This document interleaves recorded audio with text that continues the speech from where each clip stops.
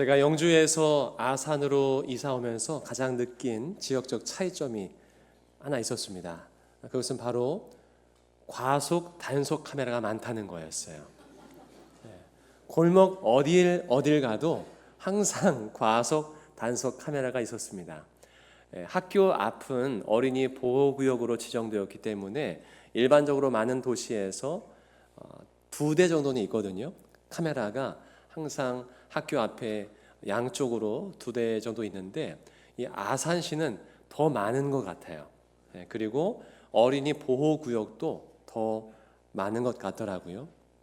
나중에 알고 보니까 그 2019년 9월에 발생한 그 김민식 어린이의 그 교통사고가 바로 이 아산에서 있었더라고요. 그래서 그런지 아마 아산시가 더 다른 어느 지역보다 그 교통 법규를 더 지키고 이 민식이법을 더 시행하는 데 앞장선 것이 아닌가라는 생각을 해보았습니다.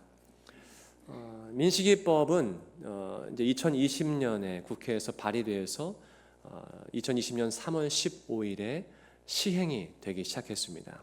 이 민식이법의 2가지 핵심적인 내용은 어린이 보호구역 내에 신호등이 있는 횡단보도를 설치하는 것과 또 그곳에 과속 방지 카메라를 설치하는 것, 이것이 하나의 핵심 내용이고요. 또 하나는 이 운전자의 부주의로 인해 어린이 보호구역 내에 사고가 일어났을 경우에 가중치사를 적용한다는 거예요. 이게 2가지 핵심 내용이 민식이법입니다. 자, 이제 2개월 뒤면 이 민식이법이 적용된 지 5년이 지나는 거예요. 자, 과연 이 5년 사이에 어린이 보호구역 내의 사고는 차이가 없었을까요? 아니면 확실히 사고가 줄어들었을까요? 네, 맞아요. 얼마 전에 교통당국이 조사한 바에 의하면 확실히 어린이 보호구역 내에 어린이들의 사망사고 또 교통사고가 확실히 줄었다고 합니다.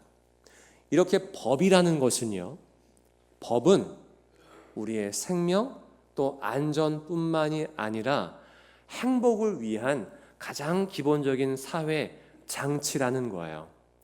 여러분, 우리가 학교 앞에서 조금 속도를 줄이고 30km 내로 줄여야 되잖아요. 그로 인해 10초 혹은 20초 약속 장소에 늦는 그런 불편함을 느끼는 것, 반면에 그 어린이 보호구역 내에서 학교 앞에서 내 자녀 혹은 내 손주가 교통사고를 당해 다치거나 사망했을 때 겪는 불행과 고통, 어느 것이 크겠습니까? 당연히 비교할 수 없이 내 자녀가 다치는 것, 내 손주가 다쳐서 느끼는 불행과 고통과 아픔은 비교할 수 없이 클 거예요. 그래서 법이 필요한 겁니다. 말씀을 준비하면서 과거 22년 전이 떠올려졌어요. 그때 저는 제 모교회에서 교회학교 교사로 섬기고 있었습니다. 저는 당시에 1, 2학년을 가르치는 유년부에서 교사로 있었는데 앞에서 율동을 참 예쁘게 하는 아이가 있었어요. 그리고 선생님 말씀을 누구보다 잘 듣던 아이가 있었습니다. 물론 저희 반은 아니었지만 누가 봐도 참 예쁘고 모범적으로 신앙생활을 하고 예쁘게 하나님을 찬양하였던 아이였어요.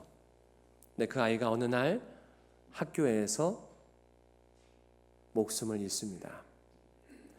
이제 학교를 마치고 이제 집으로 가는 와중에 학교 앞 횡단보도를 건너다가 덤프 트럭에 치인 거예요.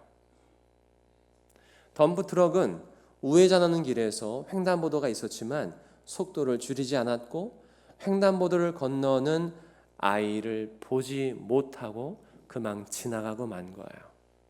그 자리에서 그 아이는 목숨을 잃고 맙니다. 그때 장례를 치렀는데요. 우리 유년부 모든 선생님, 그때 한 유년부가 좀 아이들이 많아서 선생님들도 많았는데 20여 명이 넘는 한 30여 명의 선생님들이 일제히 빠짐없이 다 참석하였고, 많은 교우들이 자기의 딸을 잃은 그 부모를 위로하고 또 함께 마치 내 손주, 내 딸을 잃은 것 같은 슬픔을 안고 장례식 마지막까지 다 참석했어요. 그 장례식은 말 그대로 울음바다였습니다. 말씀을 준비하면서 이런 생각을 가져봤어요. 그 전에 민식이법이 생겼더라면, 그 전에 그 학교 앞 횡단보도에 신호등이 있었더라면, 과속 방지 카메라가 있었더라면, 과속 단속 카메라가 있었더라면 그런 사고는 일어나지 않았을 텐데. 여러분, 자녀를 먼저 떠나보낸 그 부모는요, 죽을 때까지 잊지 못합니다. 죽을 때까지 그 아픔을 그저 숨기고 있을 뿐이지, 항상 자녀의 생일 때, 또 그 지역을 지날 때, 또 이런 명절이 되면 자녀가 떠오르죠. 만약에 그 법이 있었다면 그 가정은, 그 아이는 그러한 고통과 아픔을 겪지 않았을 거예요. 이렇게 법은 우리의 안전과 행복을 지키기 위해 제정된 가장 기초적인 장치라는 거예요. 하나님께서도 우리에게 말씀, 하나님의 법을, 율법을 우리에게 주세요.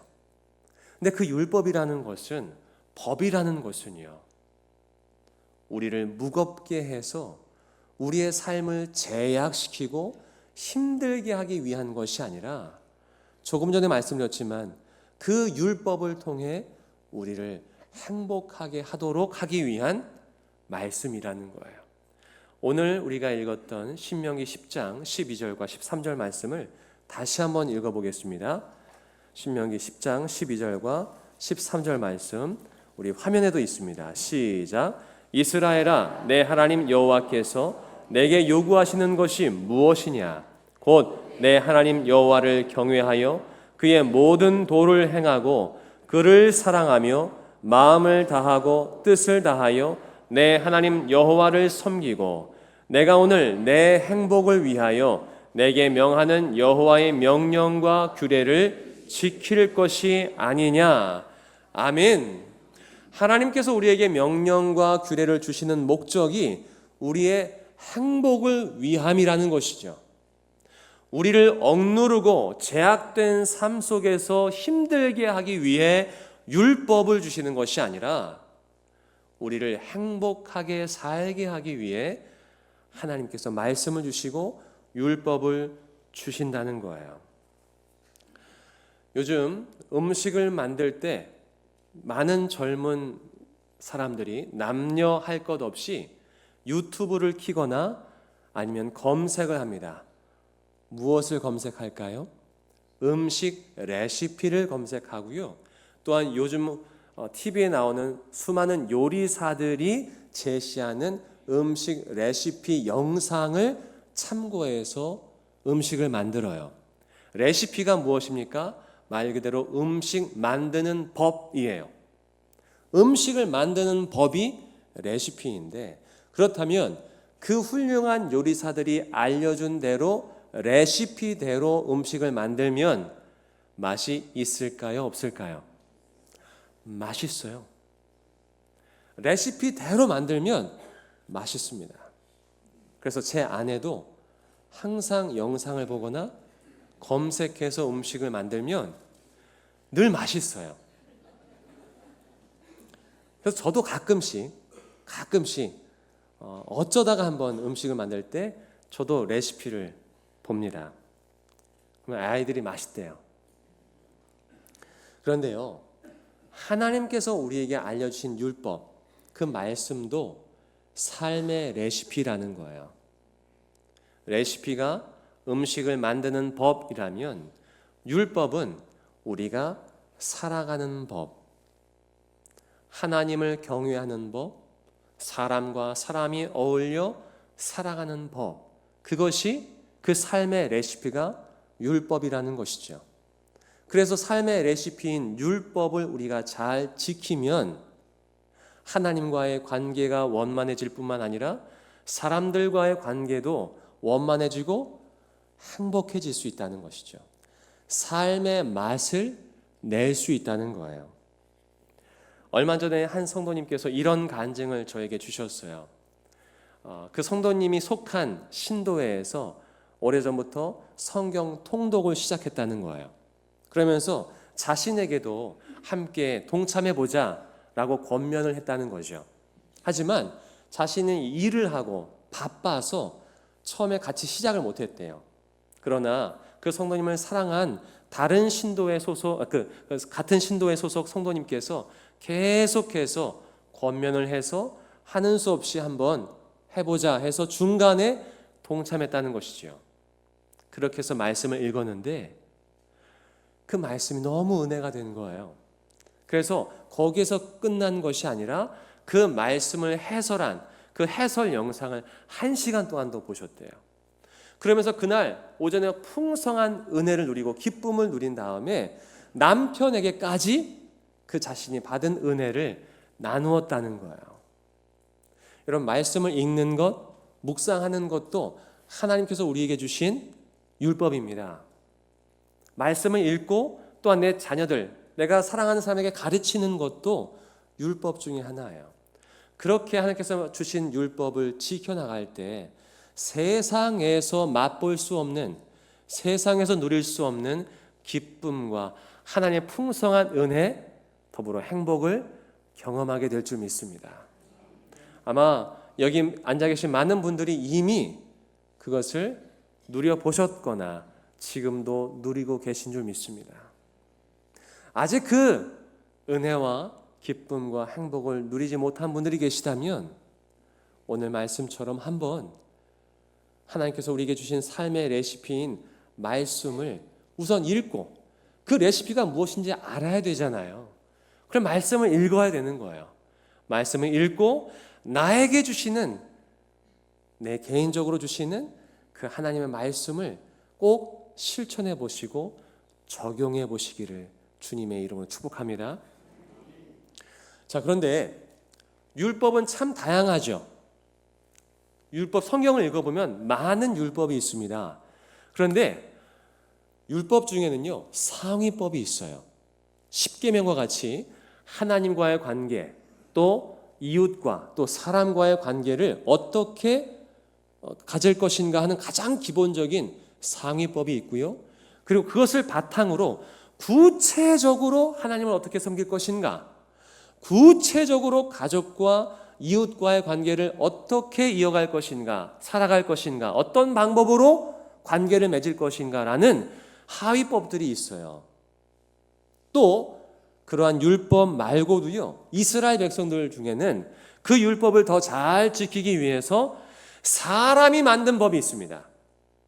이스라엘 백성들이 만든 법이 있는데 그것을 전통이라고 해요. 전통. 그래서 이스라엘 백성들은요, 하나님께서 주신 율법과 함께 그들이 만든 전통을 같이 지킨 거예요. 자, 그럼 질문을 드리겠습니다. 하나님의 법, 율법이 상위 법일까요? 아니면 이스라엘 백성들이 만든 전통이 상위 법일까요? 그렇죠. 하나님께서 만들어주신 그 법이 더 상위 법이에요. 그런데 안타깝게도 이스라엘 백성들 중에는요, 자신들이 만든 전통을 더 중요하게 여겼던 때도 있었고 그런 사람들도 있었어요. 오늘 말씀을 통해서 어떤 경우가 있었는지 한번 살펴보겠습니다. 마가복음 7장 8절부터 13절까지의 말씀 화면에 있는데요, 같이 한번 읽어보겠습니다. 어떤 상황인지 상상하면 읽어볼게요. 시작. 너희가 하나님의 계명은 버리고 사람의 전통을 지키느니라. 또 이르시되 너희가 너희 전통을 지키려고 하나님의 계명을 잘 저버리는도다. 모세는 내 부모를 공경하라 하고 또 아버지나 어머니를 모욕하는 자는 죽임을 당하리라 하였거늘 너희는 이르되 사람이 아버지에게나 어머니에게나 말하기를 내가 드려 유익하게 할 것이 고르반 곧 하나님께 드림이 되었다고 하기만 하면 그만이라 하고 자기 아버지나 어머니에게 다시 아무것도 하여 드리기를 허락하지 아니하여 너희가 전한 전통으로 하나님의 말씀을 폐하며 또 이 같은 일을 많이 행하느니라 하시고. 아멘. 어떤 일이었는지 어떤 상황이었는지 아마 교회를 오래 다니신 분들은 이해하실 것입니다.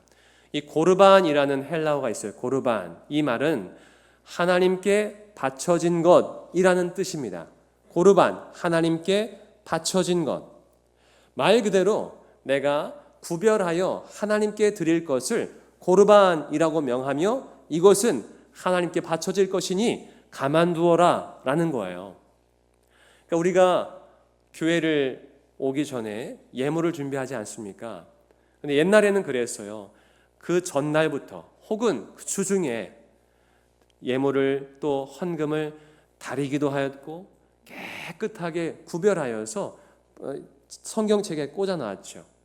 혹은 TV 위에 놓기도 했습니다. 그럼 자녀들에게 이것은 헌금이니까 손대지 마.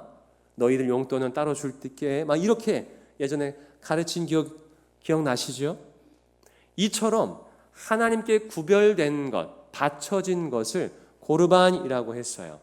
이스라엘 백성들은 오랫동안 하나님께 제물을 드리기 위해서 이것은 하나님께 드려질 것이라고 해서 제물이든 혹은 가축이든 구별하였다는 것이죠. 그런데 이것이 시간이 지나면서 이 전통이 악용되기 시작했습니다. 고르반이라고 하면은 사람들이 손을 안 댔어요. 이것은 아빠가 하나님께 바칠 구별된 것이라고 했지 하면서 손을 안 댔단 말이죠. 그런데 부모님께 효도하기 위해 마련돼야 될 것들마저도 고르반이라고 해서 부모님께 효를 다하지 못했던 이스라엘 백성들도 있었다는 거예요. 예를 들자면 만약에 직장 다니시는 분들이 이제 설을 맞이하여서 공무원들 같은 경우도 설 상여금이 있지 않습니까? 그런데 고르반이라고 한 거죠. 야, 이거 우리 하나님께 헌금 드리자 라고 하면서 부모님께 빈손으로 갔다고 해보세요. 얘야, 오늘은 아무것도 없니? 상여금을 받았는데요, 다 헌금 드리려고요. 그런데 정작 헌금은 안 드리고 그걸 가지고 따로 유흥비로 쓰거나 아니면 따로 자녀들과 함께 부모님은 빼고 여행을 갔다고 해보세요. 과연 하나님께서 그 모습을 보시고 기뻐하실까요? 나중에 그 부모가 알게 되면 얼마나 안타깝겠어요. 근데 그것이 예수님 당시 이스라엘에서 공공연하게 벌어졌다는 것이에요. 내 부모를 공경하라 라는 것이 십계명 안에 있습니다. 상위 계명이고 율법이에요. 그런데 이스라엘 백성들이 공공연하게 자기 유익을 위해서, 자기 개인의 유익을 위해서 부모님께 효를 하지 않으려고 고르반이라고 거짓으로 속여서 부모님께 효를 다하지 않고 자식 개인의 유익을 위해서 썼단 말이죠. 그렇다고 해서 이것을 하나님께 바친 것도 아니었어요. 전통을 지키기 위해, 전통을 빙자하여서 그 계명을 지키지 않았다는 거예요. 하나님의 계명은 우리 모두의 행복을 위해서 주셨다고 했습니다. 하나님의 계명이 뭐였어요? 방금도 말씀드렸지만 내 부모를 공경하라입니다. 제가 많은 가정을 신방하고 보았지만 부모님께 효도하는 가정치고 불행한 가정을 많이 못 봤어요. 어제도 한 구역을 신방했는데 그 구역 여러 가정 중에서 두 가정은 부모님을 모시고 살았어요. 그런데 참 부모님을 위하는 마음, 또 그 부모님은 자녀를 위하는 마음이 정말 극진하더라고요. 참 행복해 보였습니다. 여러분, 부모님께 효도하는 가정이 행복할까요? 아니면 부모님께 효도하지 않는 가정이 더 행복할까요? 그건 뭐 말해서 무엇 하겠습니까? 부모님께 효도할 때 그 가정이 진짜 행복할 줄 믿습니다.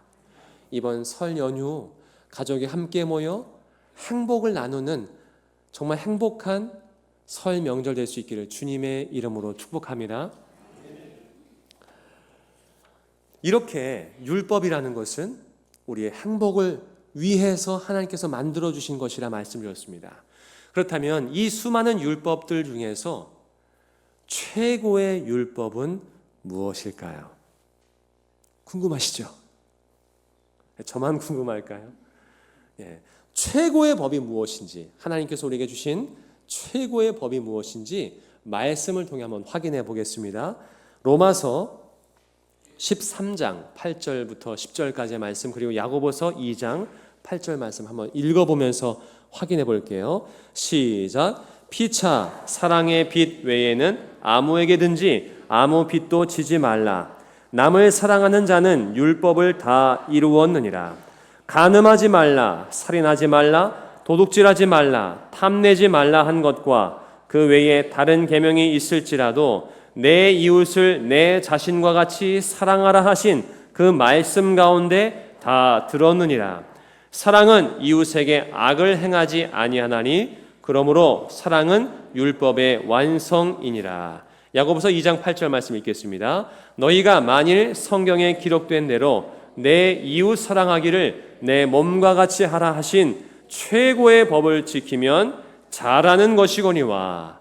아멘. 물론 이 말씀을 듣는 사람들은 이미 하나님과의 관계는 회복되고 하나님의 자녀로서 이 말씀을 읽는 것일 것입니다. 즉 사람과의 관계에 있어서 가장 최고의 법은 무엇이냐? 사랑하는 것이라는 거예요. 이웃을 내 몸과 같이 사랑하는 것. 이것이 하나님께서 그리고 예수님께서 우리에게 주신 최고의 법입니다. 오늘 우리가 처음에 읽었던 신명기 10장에서 하나님께서는요, 규례와 율례를 지키라라고 했어요. 율법, 하나님의 법을 주시면서 이것을 지켜라. 그것이 너희의 행복을 위한 것이다 라고 말씀해 주셨단 말이에요. 그렇게 쭉 말씀하시면서 신명기 10장에서 그렇게 지키라 하시면서 처음 주신 하나님의 말씀, 계명이 무엇이냐면 나그네를 사랑하라예요. 우리 12절 말씀 한번 19절 말씀 한번 볼게요. 신명기 10장 19절 말씀 화면을 통해서 보겠습니다. 시작. 너희는 나그네를 사랑하라. 전에 너희도 애굽 땅에서 나그네 되었음이니라. 아멘. 하나님께서 신명기 10장 12절에 너희 마음과 뜻을 다해서 하나님을 섬기라 했단 말이에요. 그렇게 섬기는 사람들이 이제 사람과의 관계에서 가장 먼저 해야 될 계명을 주셨는데 그 중에 하나, 가장 첫 번째가 나그네를 사랑하는 것이라는 거예요. 너희도 나그네 되었을 때에 하나님께서 너희를 사랑해 주셨듯이 너희도 나그네를 사랑하라라는 것이죠. 최고의 법이 이웃을 사랑하는 것이라고 말씀드렸습니다. 그런데 그 이웃 중에서 어려운 사람들, 소외된 사람들, 그 나그네를 사랑하는 것, 이것이 최고의 법이라는 거예요. 그것을 지킬 때 우리에게도 기쁨이 있고 행복이 올 줄 믿습니다. 우리나라의 대표적인 봉사단체가 라이온스 클럽이 있고요, 로터리 클럽이 있어요. 근데 이 라이온스 클럽이나 로터리 클럽의 모토는 무엇인지 아세요? 봉사하는 거예요. 봉사가 우리의 기쁨이다. 봉사가 이웃을 돕는 것이 우리의 행복이고 기쁨이다. 우리 아리스토텔레스도 예전에 그의 책에서 이런 말을 했어요. 사랑할 때, 사람은 행복을 추구하는데 친구와의 우정이나 혹은 사람과의 사랑이 바로 그 행복을 이루는 가장 중요한 도구다라는 이야기를 합니다. 여러분, 우리가 이웃을 사랑할 때 물론 가장 먼저 가족을 사랑해야겠지만 가족을 사랑하고 이웃을 사랑할 때 하나님께서 우리에게 기쁨과 행복을 주실 줄 믿습니다. 말씀을 준비하면서 또 참 따뜻한 이야기를 주중에 듣게 됐어요. 우리 교회에서 매주 화요일마다 만나 도시락 사역을 합니다. 정말 집에서 만드는 반찬보다 더 맛있게 또 따뜻하게 직접 매주 화요일 음식을 만들어요. 그 다음에 수십 명의 사람들, 그 중에는 노숙자분들도 있고요, 홀로 사시는 어르신들, 또 어려운 많은 이웃들이 있어요. 그런 수십 가정의 도시락을 매주마다 싸서 또 직접 우리가 배달을 합니다. 많은 봉사자들이 오셔서 그 일을 감당하고 계세요. 또한 그런 따뜻하고 맛있는 도시락만 드리는 것이 아니라 갓 구운 빵을 또한 드리거든요. 그래서 월요일마다 또 오셔서 직접 빵을 만들고 구우세요. 근데 이제 이번 주는 연휴가 끼었잖아요. 그래서 저는 당연히 이번 주는 쉬실 수 있겠구나라는 생각을 했어요. 그런데 담당하시는 장로님께서 이런 말씀하시는 거예요. 이번 설 연휴에도 우리가 모이기로 했어요. 그래서 따뜻한 떡국을 이번에 만들어서 또한 나누어 드릴 예정입니다 라고 알려주시는 거예요. 여러분, 저도 이제 어려운 이웃들 또 홀로 계신 분들을 이제 만나는데 그분들이 하시는 말씀이 이거예요. 명절이 차라리 안 왔으면 좋겠습니다 라는 거죠. 명절일수록 더 외롭다는 거예요. 명절날 다른 사람들은 가족들과 만나는데 자신들은 만날 사람이 없고, 그런 가족들을 만나러 가는 사람들을 보면 더 위축되고 외롭다는 것이죠. 그런데 그런 분들을 위로하고 또 그런 분들을 더 사랑하기 위해서 어떻게 보면은 이게 일도 아닌데 직업도 아니거든요. 봉사예요. 근데 그 설 연휴에 자신들의 시간을 내어 교회에 와서 맛있는 떡국을 만들어서 나누어 드린다는 그 얘기를 들었을 때 오히려 담임 목사보다 낫다. 이분들이 참 하나님께서 얼마나 기뻐하실까, 얼마나 사랑하실까라는 생각을 해보았어요.